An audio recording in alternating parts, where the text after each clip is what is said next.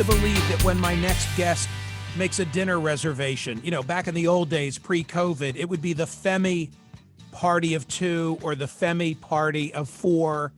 I cannot imagine that he is saying Ayanbadejo.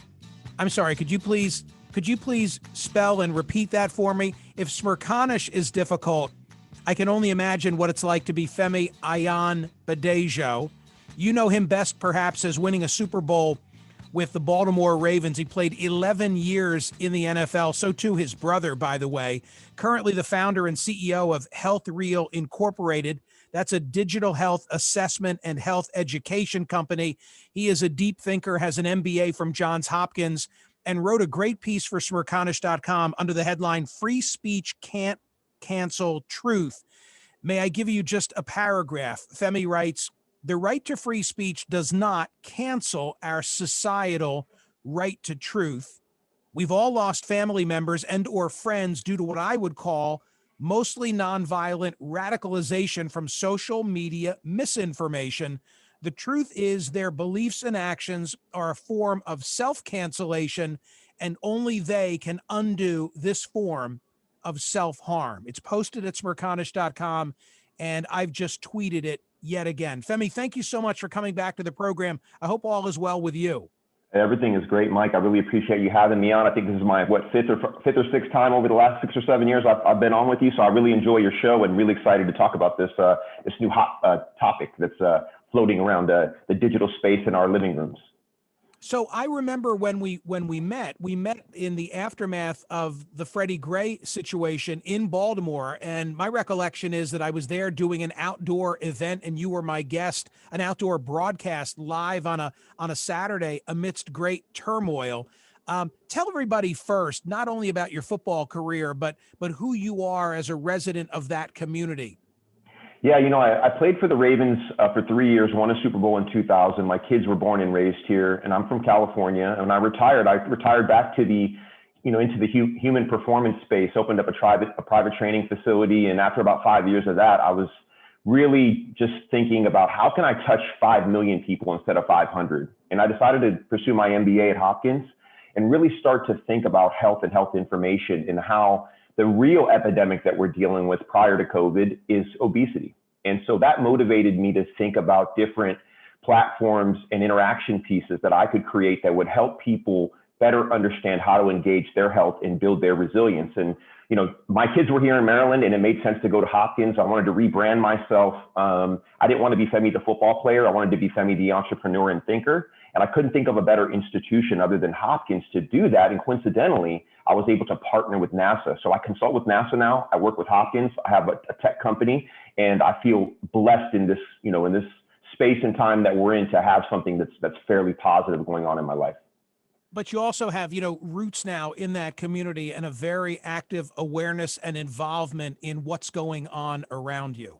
Yeah, I'm a part-time activist, I would say. You know me, Mike. I email you when I feel the need to, and I listen in. And I'm very concerned about our society. I'm very concerned about racial and social equity. I'm very concerned about the way we process and deploy information and the way that certain people, and I've put it in the piece, prey on our gullibility and our resentment. And I think that there is a component to us as individuals to vet everything that we consume. But I do think there are people playing us, and we need to call them out, and we need to recognize who they are and let them know that we know what game they're playing, and we shouldn't tolerate it. And that's really where my activism comes from. And so who is playing us and why, Femi? I think that today we're all part of the media because of social media and all the different platforms that we have out there. But my biggest issue are people that society respects. It tends to be actors, singers, athletes, politicians. And my biggest issue right now is with politicians. And I don't want to make this a partisan discussion because it's not, but it's very clear to look at how people behave in politics, the things that they peddle, and the way they say one thing in the evening and another thing in the morning. I actually mentioned that in the piece. And I think it's important that we hold our politicians accountable because they're the ones we've chosen to lead us. And when the public asks for something and politicians do the exact opposite, let me use this COVID bill that President Biden just enacted. 75% of Americans want it. Not one Republican voted for it. Why is that? Ultimately, the people are the owners of democracy, not our politicians. And don't get me wrong, just to make sure I'm throwing shade on everybody here, I don't agree with what Governor Cuomo's doing in New York right now. I don't agree with the way he's handled himself in this case. Now, do I think he should leave office? That's a different discussion. But do I think there needs to be a serious investigation to his behavior and what's happening? Absolutely. I don't believe in fealty at all. I believe in being loyal, but I believe in being honest first. Well, isn't it a result, those factors that you're identifying, isn't it a result of passion existing at the ends of the communication, at the ends of the political spectrum, and too many folks who might be a mixed bag, conservative on some things, liberal on others, just having surrendered their place at the table, and all we're left with then is a volley from one extreme to the other? Yeah, I think that I tend to try to stay away from the extremes. I tend to look at outcomes. I tend to look at how people are living. I look at voter accessibility. I look at socioeconomics.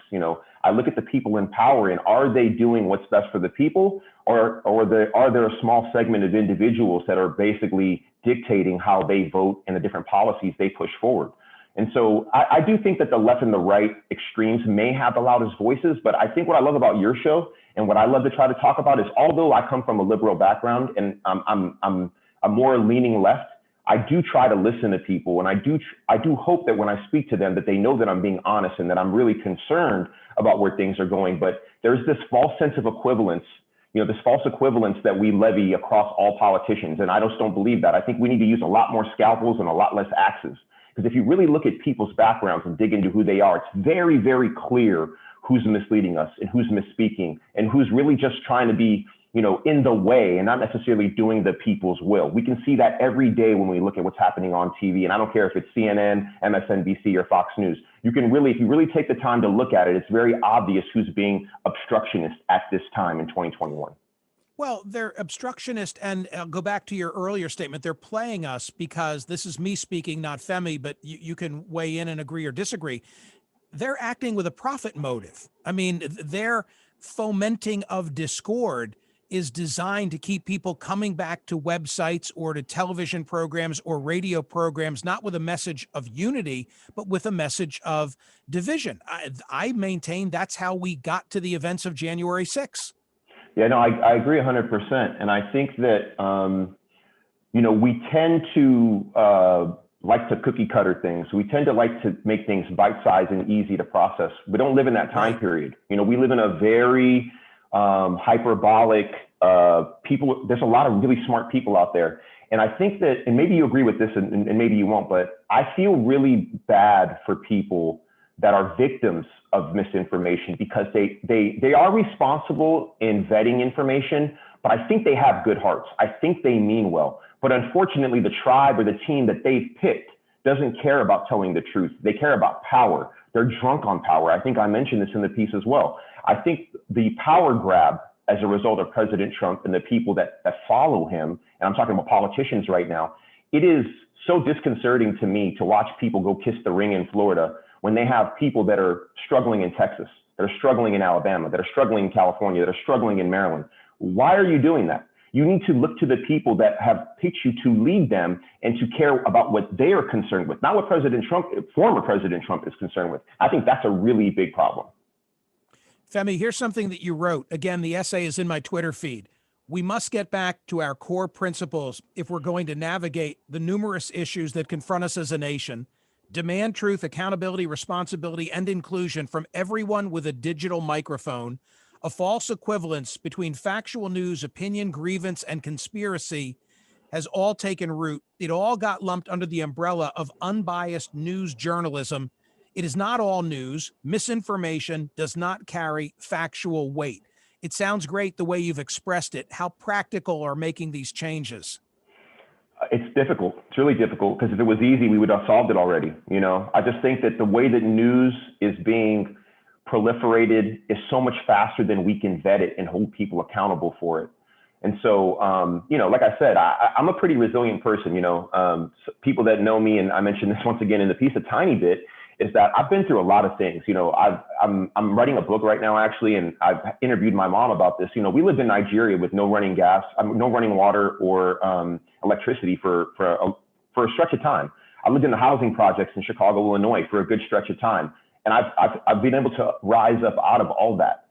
This time period that we live in now, there's not too many things that I feel that are daunting is my point. This feels daunting to me because it's so nebulous. And I think that conspiracy theory is mythology to me. And how do you fight mythology? Because the minute you acknowledge it, you're almost in some way, implicitly that it's real.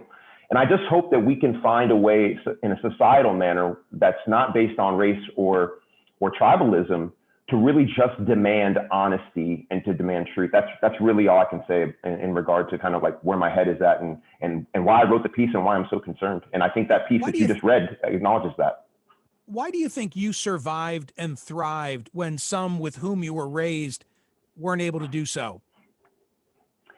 I don't know if I'll ever be able to really answer that question. I can say that my mom and my stepdad always made education a priority. And although a lot of the kids that went to public school in Chicago before I moved to Santa Cruz, where I consider Santa Cruz my hometown, they had to go to the public school. My mom found a way to get us into a Catholic school.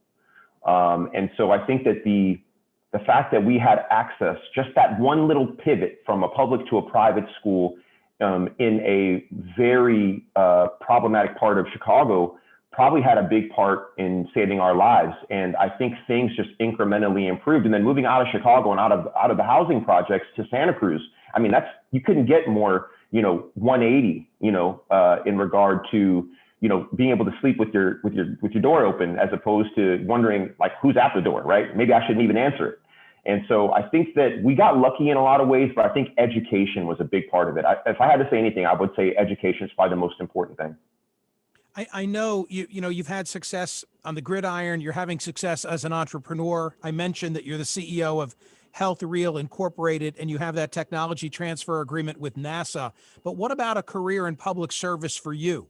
Absolutely, Mike. Oh man, all I think about is a couple things. One is I want my kids to have the best education possible, so everything I do is for that. The second thing is that I want to have a really successful company, so that I'm unbound to anybody. I owe nobody anything. I want to have my own money to run my own campaigns, free of influence from anyone. And I can tell you right now that I look forward to a day when I can throw my hat into the political ring and hold all these people accountable. I'm coming for their heads. And you know what, how I'm going to do it? I'm going to talk the way they talk. I'm not going to be nice. I'm not going to kiss anybody's ass. The way that I operate is honest first, nice second. Not to me say that I'm not nice, but I will come for their heads. I promise you. And I say that in a metaphorical way. I don't mean that honestly, but people might be like, wow, this guy's aggressive. That's my nature. I'm an aggressive person. But you know what though? You can believe what I tell you, and you can believe that I'm going to take the time to learn something before I start talking about it. We're not giving it all away. We want them to read your essay, but give me the 30-second pitch. What does Femi most want everybody to know about this cancel culture climate in which we're living? Yeah, I think the most important thing is that truth needs to be the most important part of any narrative. If it's not founded on truth, then it has no value. All it's going to do is create chaos. And when people don't tell the truth and you ask them to, there is a middle ground between censorship and lying. You know what I mean? It's accountability.